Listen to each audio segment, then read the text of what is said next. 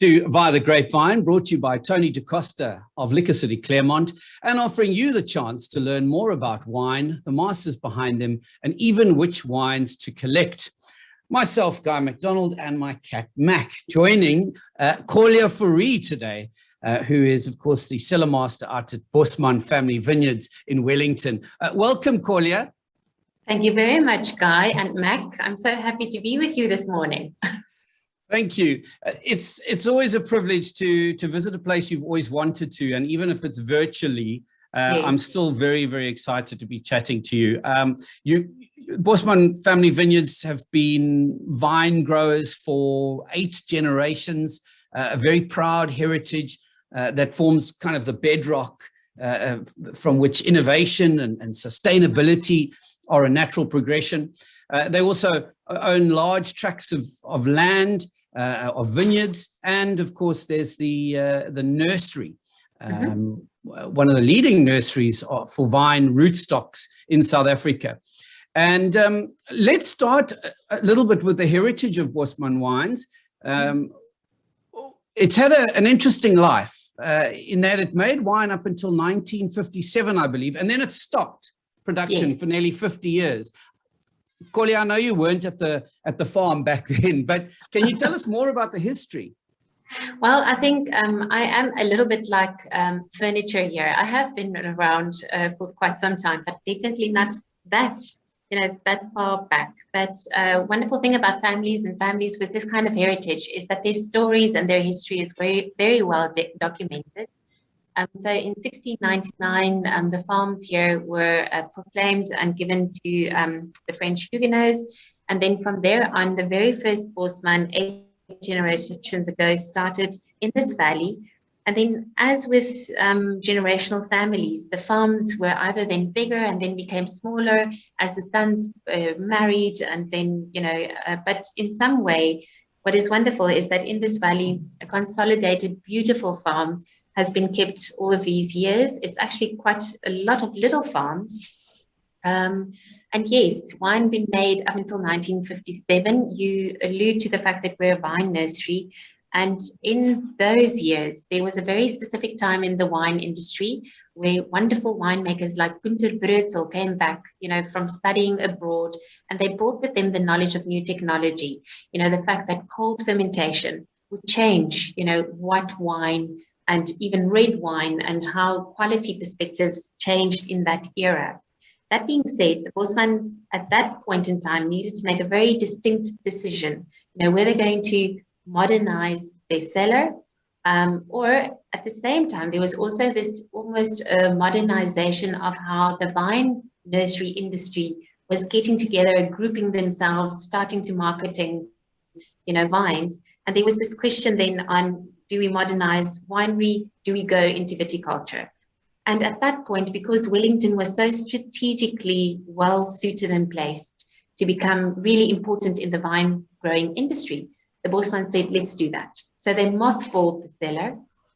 And I absolutely love that. I mean, it's looking back is always 2020 vision. But the wonderful thing about our cellar here, if you come and visit us, is that you can see that old cellar, that really authentic, beautiful old 260-year-old structure. And then onto that, in 2006, there was also built a lovely production facility, which is really a fantastic place to make wine. A small group of people where we do some 180 tons in that little boutique cellar environment. But when you're here, you can see the old and the new. And then on the other hand, yes, since the 50s, the Bosmans then also grew their vine nursery and really became absolutely forerunners in terms of viticulture in that way. Do you know if there was a fundamental occasion or decision that made them decide to go back to wine making with having been in viticulture? Yes, the fundamental decision was actually Petrus Bosman, our MD. He has wonderful memories of his grandfather telling him about making wines in the old cellar still. So his grandfather, Petrus Bosman, he still made wines. And, he must have been a very charismatic storyteller in terms of what that meant to him and how he enjoyed it. Because Petrus definitely, it made a huge impression on him. So even although Petrus studied finance, he then did a stint in the USA. He went to Sonoma, made wine for a season, came back with this, this dream and this heart of making wine again in the cellar and going full circle. So the wonderful thing about having the vine nursery and the cellar is that we're able to employ 500 people year in, year out, with the cycle of the vine in terms of the nursery, grafting, planting, looking after vineyards, the harvest season, making wine. And it's a wonderful thing. But the crucial last element was to see, the fruits of your labor and to see it in a bottle. So that was his dream, and that's what he, got his parents and his family to buy into, in the years leading up to 2007, when we started making wines in the cellar again. And I imagine it must have been incredibly exciting for you as the winemaker brought in to assist. I know that the two of you were kind of working a little bit ad hoc initially, and then it was a formalized decision. But you're obviously involved in all elements. It's not just the winemaking. You're from the viticulture all the way through, aren't you? Yes. I have difficulty trying to explain to my children what I do. Because, sometimes I have my gumboots on, sometimes I have a hat on, sometimes I have a quite snazzy dress on, and I'm going to a place having a fantastic tasting or things like that. So the wonderful thing about our industry is that when you get to this point, you see all of the elements and you see how diverse it is, what we're busy with. I like to think that I'm a project manager and that I see from a helicopter view all of the lovely vineyards that we have. And I know what goes into them in terms of our teams and how they manage those vineyards. And also having the insight of what those wines could be and those wine dreams that we have for them. And then even up to the packaging and where it goes and, keeping the pipelines full. So it's absolutely a rewarding thing that I really enjoy. And it's been loads of fun for 16 years. Just a question on your vine nursery. Is it a little bit unfair to ask how many of South Africa's vines started their life at your nursery? Well, at our nursery, I think the estimate is that 1 out of every 3 vines planted in South Africa comes from here. It is an immense feat. If you think that every one of those vines are handled 50 times by hand before they leave our nursery, it is absolutely brilliant. I think it's a link in the wine story that very few people know of, but when they see it and when they understand the implication of it, it is quite special. And I'm really happy that, most of our business is absolutely formed in the nursery, and all of that information and all of the knowledge lies there. And I think it's a wonderful place for the knowledge of a wine business to be. I really enjoy it. The viticulture practices and strategies at Bosman Family Vineyards are fascinating and really could warrant an interview entirely focused just on them. But we do also like to inspire wine drinking and purchases here via the Grapevine. Perfect. So I better move on. Yeah. Bosman Family Vineyards in the Platter's Guide is now separated into 2. The original Wellington winery, but now also Bosman Family Vineyards Hermanus. I must applaud the diversification, because this, of course, offers you a whole different scope of winemaking, doesn't it? Yes. The Hermanus property was acquired in 2001. And when we started planting 2006, started making wine 2009-10, you won't believe it. There was this one tank of Sauvignon Blanc that we brought into the Wellington cellar. And I was absolutely worried, that I would taste that tank dry before the end of harvest, because what came out of that tank was so different to what I was used to, just such a different expression.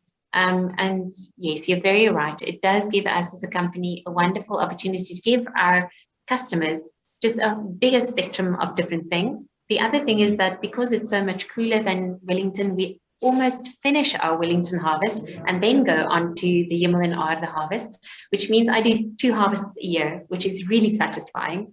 It's brilliant, you know. So yes, it's also just this almost high risk, high reward area in where people know that the wines which are made there are really, really special, and we really love being there. Yeah, your focus there is definitely proving rewarding with your Opus Pinot Noir, achieving awards and being lauded as one of the best in South Africa. Do you intend to keep the Hermanus business honed in on your current varieties, or are there plans to extend its offering? Well, being part of a business where the nursery is so important, at one point we had 52 different grape varieties planted on that farm. Sure. It gave us for a long time a wonderful opportunity to see the scope of different grapes in that environment. I'm really excited about things like Shiraz in that specific environment, Pinot Gris, Weiss Riesling. It's one of those things where in South Africa we can do fantastic wines almost anywhere, but if you're in such a wonderful valley, you want to keep it as focused as possible. So yes, we'll definitely keep to the Sauvignon Blanc, Chardonnay, and the Pinot Noir, but we have ventured into having Chenin Blanc there because Chenin Blanc is important for the Bosman story, and then also a little bit of Weiss Riesling and Pinot Gris, but I think we'll keep it to that. If you gave us the opportunity, I think we would have wanted to do all 52, but in some way, you know, trying also to add focus and to get our team to get to the point where there is really a knowledge and understanding of those 3 varieties that do so very well in that area. I think that's what we'll try and do for the foreseeable future. I believe your Generation 8 Rosé was previously made from grapes grown in Hermanus, but now from Wellington. So, what was the change there? And the second part of that question is: are you using any other Hermanus grapes in Wellington produced wines with blending or such? Well, originally, the thought of the rosé was using that 52 different varieties. We went in 3 times, did a multiple harvest, but it also meant that in terms of a Generation 8 wine, which we see as that staple that needs to be in your fridge, it needs to be in your cupboard. You know, it's that everyday wonderful, we're having pizza tonight wine. It made it very difficult, you know, to foresee what that was looking like every year, because those batches and sampling was very different year on year. And then also Hermanus is definitely a seasonal wine area in which the vintage definitely has a huge effect on the wines that you make. So for Generation 8, we said, let's go to Wellington, where we have a wonderful, generous, you know, climate. We know what to expect. And in terms of our vineyards here, we knew that if we harvested moderately, we can have a 11.5% lovely, flashy rosé, and we can have the same wine, basically, year on year, and have a following of people who understand it and who appreciate it. So that's where we went. But yes, in terms of using both, we've had wonderful wines in the past. The Adama White, for instance, was made with Chenin from Wellington and then components Pinot Gris from Himmel en Aarde. We've drawn that back because we're now making an organic Adama White, and that those vineyards are here in Wellington. So, but in terms of being able to use different origins, there is definitely wonderful opportunities there. But on the other hand, provenance is quite important for us. So we're, for the moment, sticking to using Wellington for Wellington, and then Hermanus or Himmel en Aarde for those wines.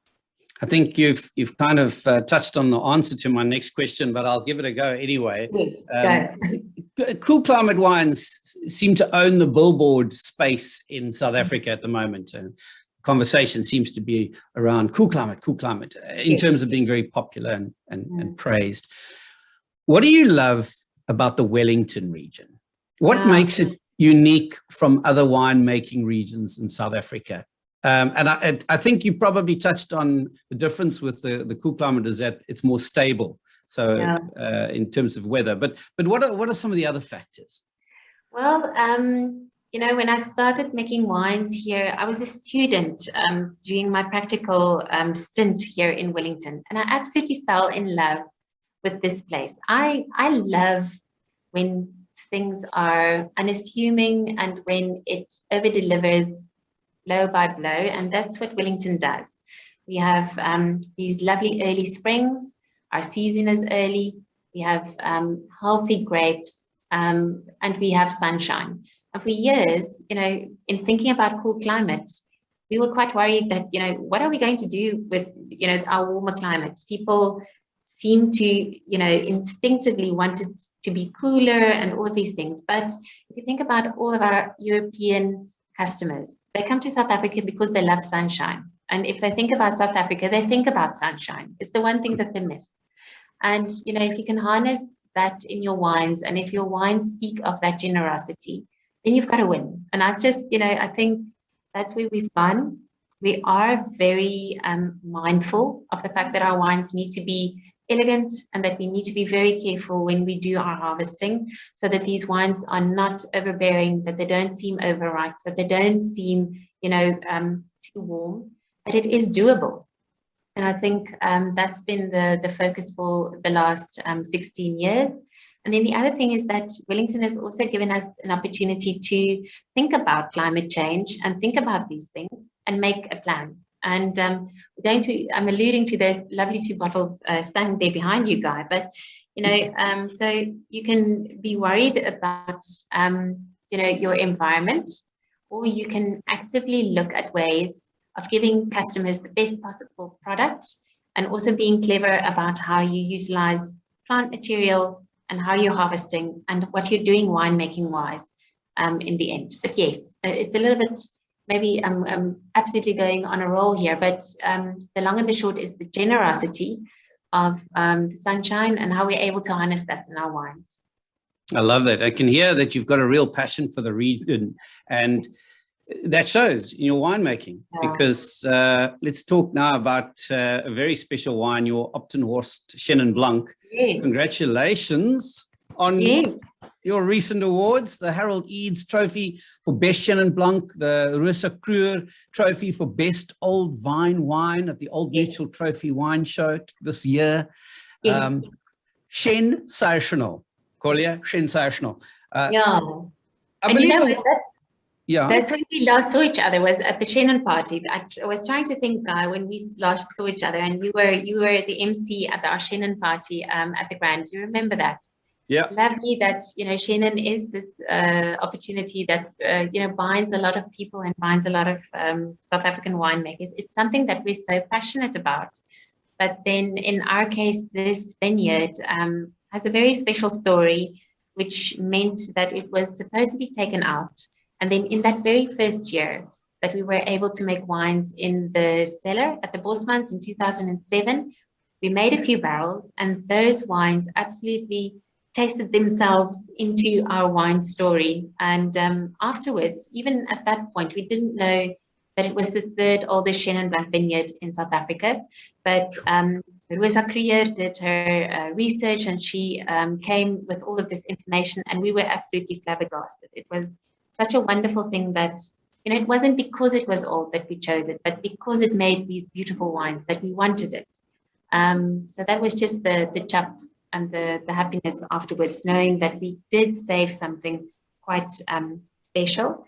But it's a wine that we love working with, and it's a wine story that we love to tell.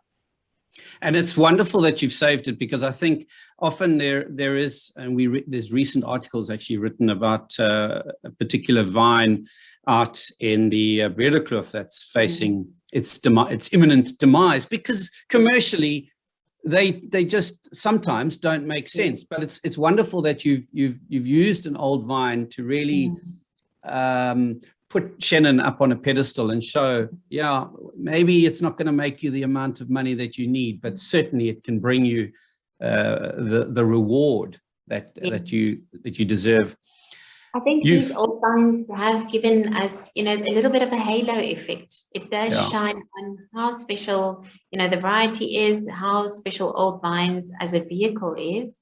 And it does give the opportunity for other Chenins then to, to have a little bit of that sunshine too. Yeah, I need to talk about this because I'm terribly excited. Your Nero da Avola. Yes. It's still, is it still the sole varietal bottling in South Africa? It is. It absolutely is.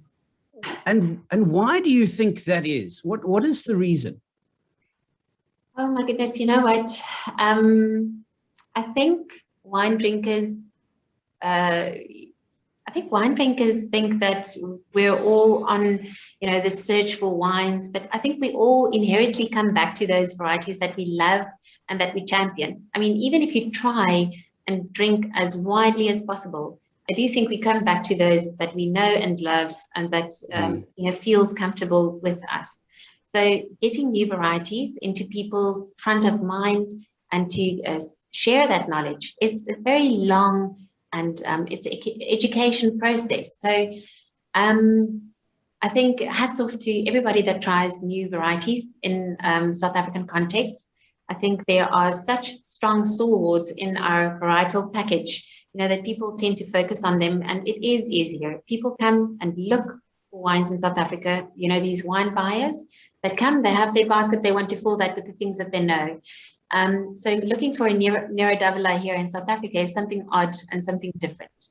But the reason why we went there and the reason why we have that is obviously very well rooted in the fact that we're a vine nursery, but then also this whole Wellington story, wanting to plant varieties which are more suited to our climate. If you do think that, Wellington, when Petrus's grandfather was still making wines here, was planted with Chenin and Cinsault. Wellington Valley was Cinsault and Chenin Valley.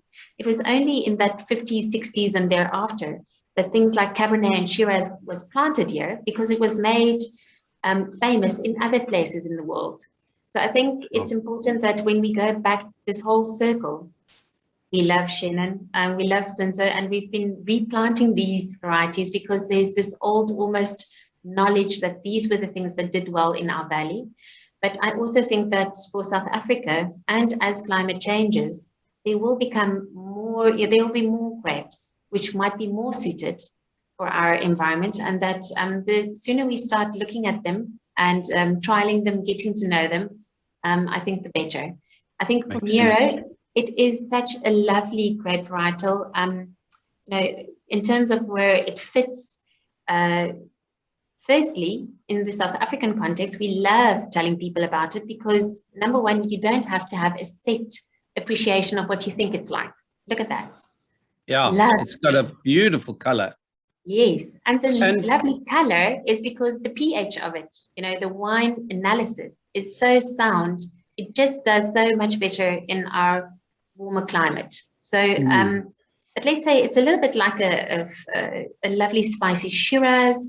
And to be quite honest, if you do blend it, it's a fantastic blending component to Cabernet. So there's something about the spiciness and the appeal of Shiraz, but then also there's something about the structure and the fruit forwardness of Cabernet that you might find in this wine. And that's why I love, that it's for somebody who doesn't know it, there's definitely some things that they'll pick up, that they'll love from their other loved varietals.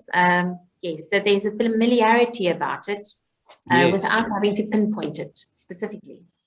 Certainly, I like that. And that's a good selling point. There's a familiarity about it. When you first know it, it doesn't chase you away because it's something that you're not accustomed to.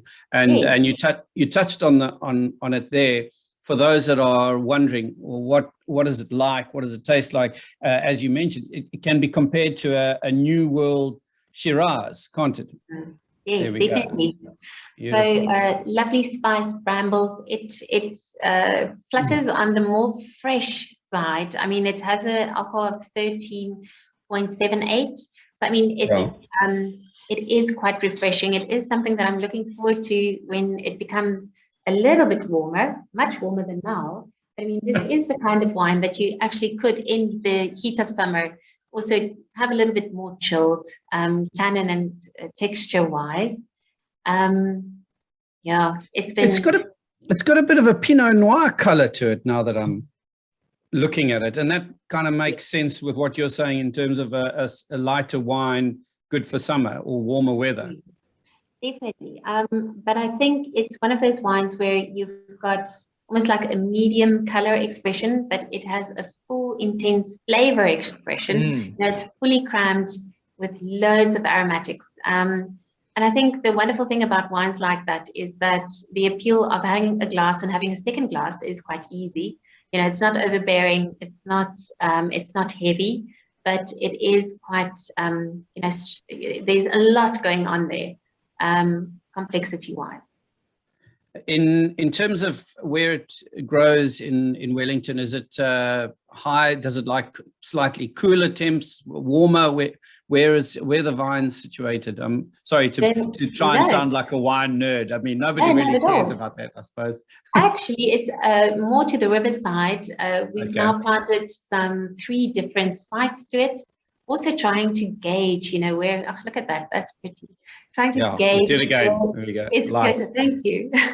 Where it's going to do better and where it's going to do best. But the long and the short is it loves sunshine. So, you know, instead of with other varietals where you need to be really, really cautious, is it a warm slope? Is it a cool slope? What do we need to do?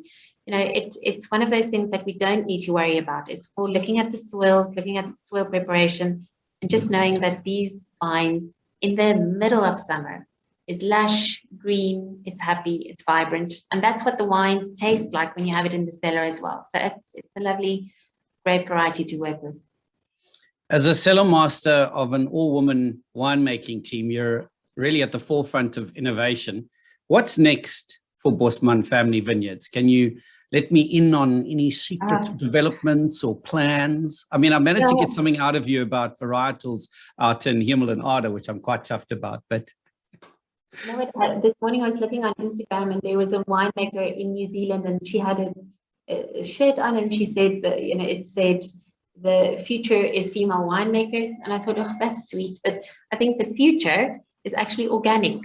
So for Bosman, organic viticulture has become very, you know, a very important thing that we're definitely trying to champion. So in Wellington, we've now gotten to the point where we have lovely organic Chenin and Grenache Noir. And we've also grown our footprint now with converting more vineyards. So it's something that you'll see from Bosman in future. It definitely lies to that sustainability side of Bosman where we're fair trade accredited. It's all about people, planet, and, you know, what we're doing for the next generation. And organic viticulture and winemaking definitely fits into that. I think as time passes, we all become even more interested in what we're consuming, what we're drinking, what's in what we're having. And it is that opportunity where we want to delve into that and make wines with a light footprint and with great expression from where it's planted. So organic is our future to some extent.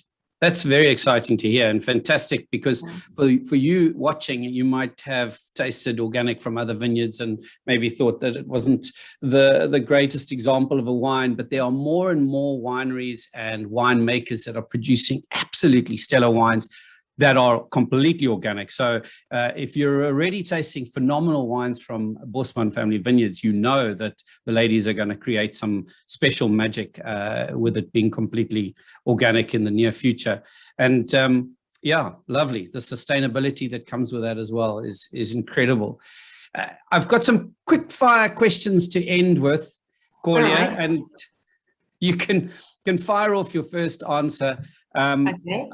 I've got one that I want to ask you that might be a really difficult question to answer, but I think I have to ask it given the fact that you're overseeing 2 very different cellars almost. Yes. If you were to name 3 wines that are your personal favorite, from, maybe let's make it 4. We'll make it 4 of your favorites from both cellars, so you can choose 2 from each if you want. Oh, wow. What would you go with? So from Wellington, from Wellington, it'll need to be Octenhorst, because it is just that sentimental wine. Yeah. And let's be honest, this 2019 vintage is stellar and it's wonderful. So yes, so the Octenhorst. And then Hermanus. Hermanus is actually also something that lies very close to my heart. It's a blend, a family blend that we make here on the farm because family is important. And I love blends. You know, the fact that you can have components which are amazing and that you can have something which is even more amazing if you put them together. So those are the two from from Wellington. And then from Hermanus, I'm going to be honest, we do have a little project in terms of making a pet nut. I love bubbles. Bubbles is just the most amazing thing. So we have a pet nut, which mostly is like a method ancestral. It has lovely bubbles and it's made from Chenin as well. So Himmel en Aarde Chenin Blanc pet nut. And then, yes, the Magnum Opus Pinot Noir is a really stand-up, beautiful wine made by Natasha Williams. Just so elegant and a wonderful rendition from a very special place. So I think it definitely encapsulates and tells that Hermanus story so beautifully. So yes, a Pinot Noir on that side then. Brilliant. And there we have it for you. If you want to go and purchase what you think the Cellarmaster's best wines are from the two, then you have the 4 names to go and shop for. Right. I think this is probably a silly question. Your favorite variety to drink? Chenin. Must Definitely. be, yes. It must be. Always. Mountains or beach for holiday? I'm going to be sneaky. I'm going to say river because I have a very special place which I absolutely love. It's called Viticulture, and it's where the Grapevine River goes into the ocean, and you can be either on the river or at the seaside, and it is absolutely stunning. So I'm on river. That's fine. Your river was very close to my beach, so that's technically good, we get an idea of where you like to be. Yes, keeping the options open. Your greatest achievement as a winemaker? My greatest achievement makes me all teary-eyed, but it's because I have this amazing team, and I feel that together we are able to grow and do terrific things. So for me, it's team. Brilliant. Your most memorable wine tasting experience? How much time do you have? Just one, because I'm sure you've had many. So just, yeah. No, but this one was amazing. In 2016, I went on a trip to the Loire, came to a domain. The owner did the tasting himself. At the beginning, he was looking at me and my husband, and he was like, tourists. And then, we must have made the right noises and, showed him the right things. And he said, well, you love wine. And we said, yes, we love wine. And then he takes us into the caves of his cellar, which is also a multi-generational cellar, where his great-grandfather in the caves had wines which were made in the year after the end of World War II. So they were bottled in 1945. Wow. And he was one of the only people in the valley who had sulfur to sulfur his vineyards. So one of the only wines made in that valley after the war. And then he had it bottled with a little cork this big. And on the cork, it said Victoire, for victory. And so in 2016, I had the opportunity to taste the 71-year-old Chenin Blanc from this producer with his great-grandson. And by the end of the tasting, we were both crying. And I couldn't stop crying. And I'm not emotional. I'm truly honest, not that emotional. But it was such a beautiful experience, tasting history, and it absolutely being fantastic. And tasting history in history. I mean, being in a place that, that just makes it. I've got goosebumps just listening to that. That's phenomenal. Oh, man. Every time I look at it, this is why I love social media, obviously, is it brings up that memory every year. And when I see it, I'm back there. Yeah.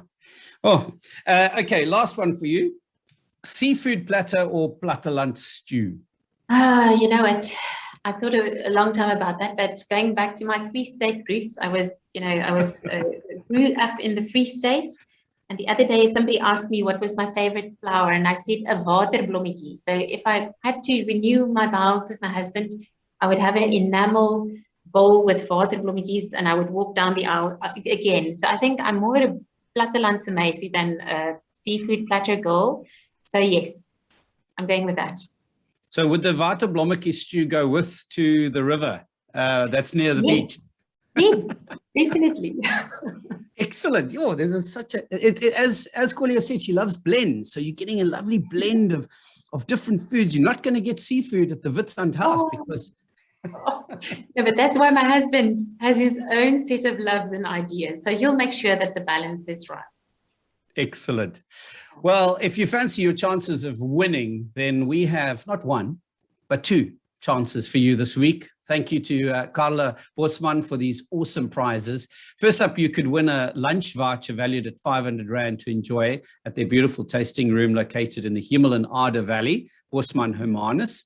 Otherwise, you could win 6 bottles of Bosman Family Vineyards' finest wines, including 1 bottle of each of these: the Upper Hemel and Aarde Sauvignon Blanc, Upper Hemel and Aarde Chardonnay, Generation 8 Rosé, Adama Red, Magnum Opus Pinot Noir, and the Nero. That's wonderful. Wonderful. So head across to the Via the Grapevine Facebook page for an opportunity to enter this competition. And in the meantime, thank you, Corlea Fourie, for your time and energy today. I sincerely appreciate it. It was lovely seeing you. And thank you very much for the opportunity. Really had fun on a Monday, having this discussion and sharing so much of course fun with you.